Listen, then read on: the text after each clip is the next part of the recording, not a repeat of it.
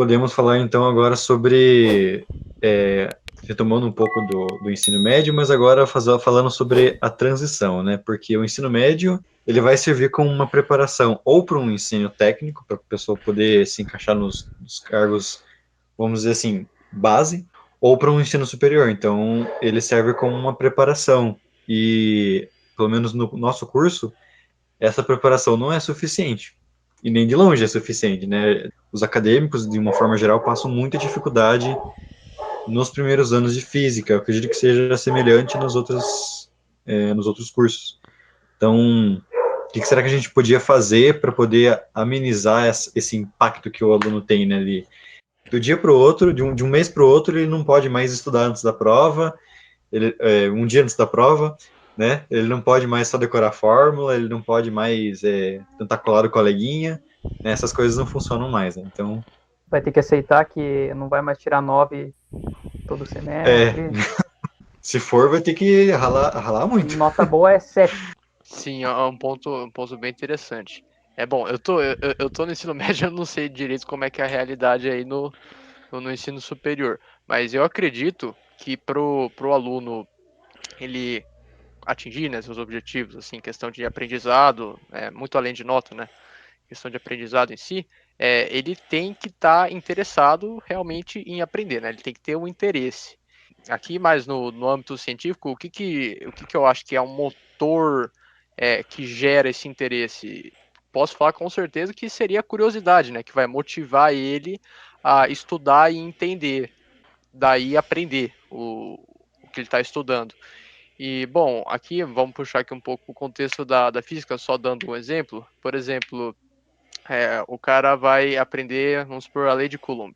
Vê lá a fórmula, mas quando ele realmente entende o que é a lei de Coulomb, ele pode, depois, estudando, relacionar com o porquê que um átomo não se colapsa. Porque um próton e um elétron se atraem, por que então o átomo não colapsa? E essa curiosidade pode levar ele a querer estudar mais, a querer se dedicar mais, e aí ele vai aprendendo mais e indo além, ele vai puxando nessa zona de conforto dele, motivado pela curiosidade, pela vontade de aprender, e aí ele vai ampliando os horizontes, né? E daí fica muito mais fácil, ele fica muito mais aberto a qualquer tipo de aprendizado novo, e aí eu acho que ele conseguiria receber conhecimento, né, e ele seria motivado a buscar esse conhecimento de forma muito mais eficiente. E eu acho que esse baque aí, com o ensino superior que você comentou agora há pouco, seria amenizado. Bom, eu concordo plenamente com o que o Pedro falou, né? Como eu dou aula há muito tempo, e eu vivi algumas realidades diferentes e ao mesmo tempo muito parecidas, assim. A primeira escola que eu lecionei foi uma escola técnica. Eu vim também de uma escola técnica, eu sou técnica em química, né? E eu vim de uma escola que era de teste de seleção para entrar lá, mais ou menos a mesma realidade dos meus alunos depois, à medida que os anos foram passando, né? Mas como eu entrei naquela escola fazendo esse teste de seleção para entrar numa escola de ensino médio técnico, todo mundo dizia, lá é difícil, lá tu vai ter que estudar. Então, os alunos que entravam lá e passavam, realmente tinham que se dedicar e se motivavam a estudar, e durante o ensino todo, que foram 4 anos e meio, o curso durava 4 anos e meio, né? Era totalmente voltado não, daqui tu vai fazer esse curso profissionalizante, daqui tu vai fazer faculdade, então eu já meio que já vim empolgada e naquele ritmo de estudo. Depois, quando eu comecei a lecionar, eu também trabalhei numa escola técnica, também tinha um teste de seleção, e eu via que os alunos chegavam ali já sabendo do ensino fundamental para o médio, já sabendo, aqui eu preciso estudar, porque é técnico, eu preciso me dedicar, eles iam nesse ritmo. Depois, eu fui para uma escola regular normal, trabalhei numa escola normal, e os alunos não tinham esse perfil, eles parece que já estavam, não, é ensino médio, parece que quando não tem essa cobrança da escola de que, não, é teu futuro, a escola tem que botar, talvez, essa motivação, ou essa motivação deve vir de casa, mas aí ele tem que ter essa motivação, esse querer a mais. Quando eu voltei do meu doutorado de sanduíche, né, que eu comecei a dar aula no Instituto Federal, eu lembro que antes de ir, eu saí do estado em 2010. E quando eu saí, agora, desculpa, uma coisa pessoal, mas que eu acho que é interessante ser comentado, né? Eu disse que eu nunca mais ia dar aula do ensino médio na minha vida. Não, agora eu vou fazer meu doutorado, acabou, nunca mais vou dar aula no estado ou ensino médio, mesmo que seja particular, na vida. E daí a primeira vaga que surgiu, tipo, acabando a bolsa de doutorado ali, a primeira bolsa que surgiu era do Instituto Federal, que tinha o curso, né, eu dava aula para gastronomia, dava aula para física, mas automaticamente tinha o curso técnico e eu tinha que dar aula para o técnico. Aí eu disse, eu vou ter que dar, né? Porque, né? Salário, né, gente? Preciso. E, gente, posso dizer para vocês que foi a melhor experiência da minha vida. Né? Eles eram excelentes, excelentes. E daí caía exatamente do que o Pedro falou, a motivação. Os alunos, eles eram motivados, eles viviam aquele instituto de uma forma, e principalmente os alunos do técnico, sabe, eles eram motivados, eles queriam trabalhar, eles queriam ir para o laboratório, eles queriam fazer os experimentos, eles queriam... Isso aí é cada trabalho, assim, e eu não digo só de física, eram trabalhos de história, de biologia, de português, gente, eram umas coisas espetaculares, assim. Eu lembro que eu gozava com meu marido, dizia para ele, né, eu acho que eles oferecem trocas para água desses alunos, porque eu não posso ter alunos de ensino médio tão bons como eu tenho. E eu acho que é exatamente isso ali, sabe? Eu acho que as escolas, elas deveriam cobrar mais. Eles deveriam ser motivados, eu acho, mais incentivados, mas não só pela escola, pela família, pelos pais, sabe? Deveria haver uma cobrança maior, para eles não sentirem tanto esse impacto, que se eles soubessem que eles precisavam estudar ali, se tivesse que levar a sério ali, que a vida profissional deles dependeria disso, talvez nós teríamos uma mudança.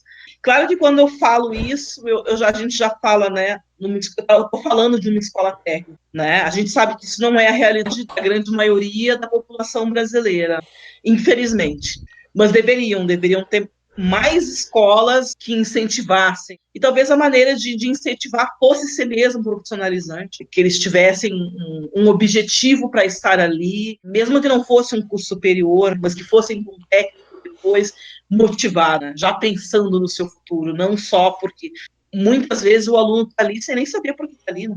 Ele está fazendo ensino médio porque ele é obrigado. Grande parte é isso, né? Principalmente os de baixa renda acreditam que precisa estudar porque tem que estudar, né? Porque talvez ganhe o Bolsa Família.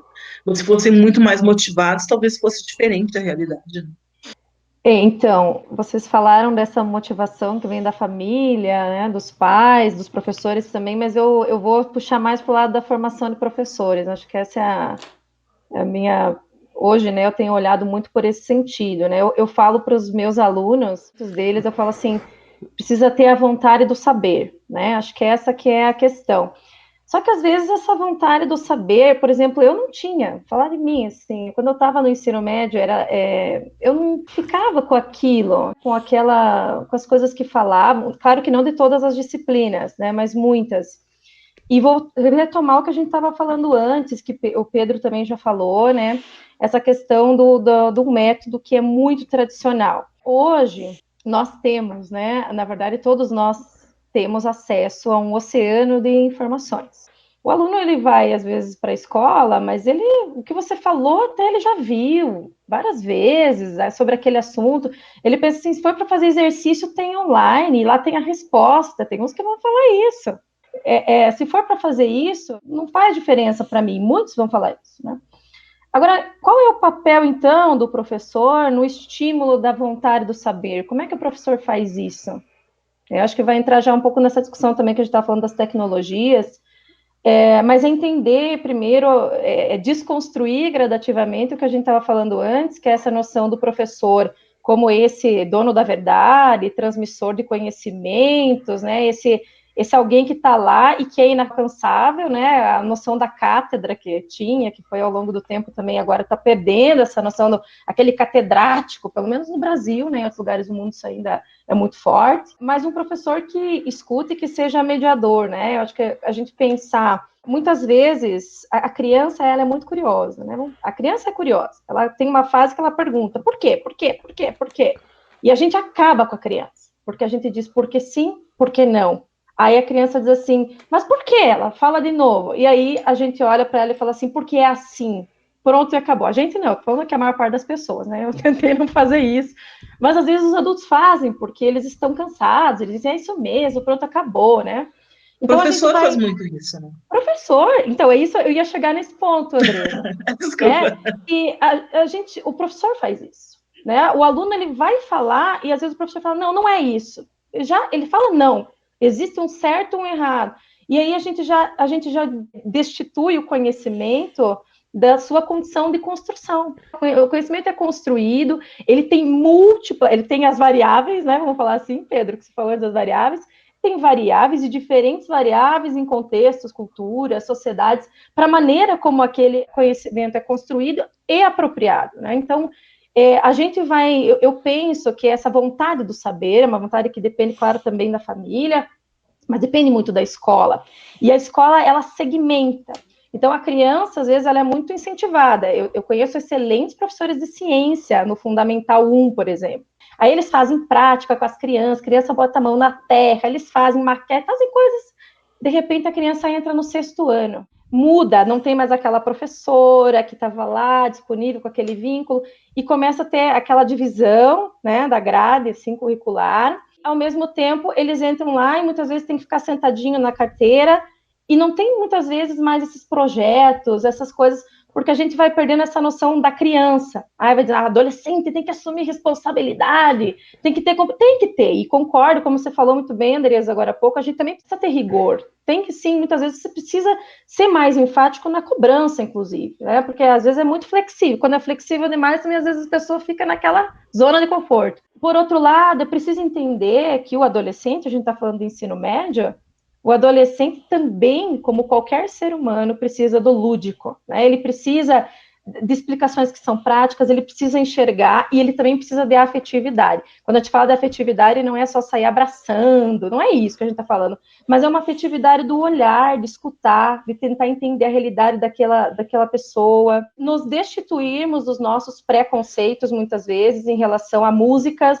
a vida daquele outro, porque às vezes a Andresa falou muito bem, ela já deu aula em diferentes realidades, e assim, muitas vezes você chega num lugar que você não concorda com as coisas que acontecem lá, você não concorda, mas aqueles alunos, aquelas pessoas, muitas vezes têm uma maneira, uma visão de mundo, e que não é você chegar e dizer para eles que é errado, não é assim, é um processo, gradativamente você mostrar que existem outras formas de enxergar, que existem outras formas de pensar, então acho que é um pouco isso, mas como é que a gente faz isso? Escutando o aluno, tentando adequar as nossas, ao conteúdo também a realidade deles. Então, acho que isso exige um esforço enorme do professor. Exige. Mas esse desenvolvimento da vontade, do saber, também depende muito do professor. Eu vejo dessa forma, né?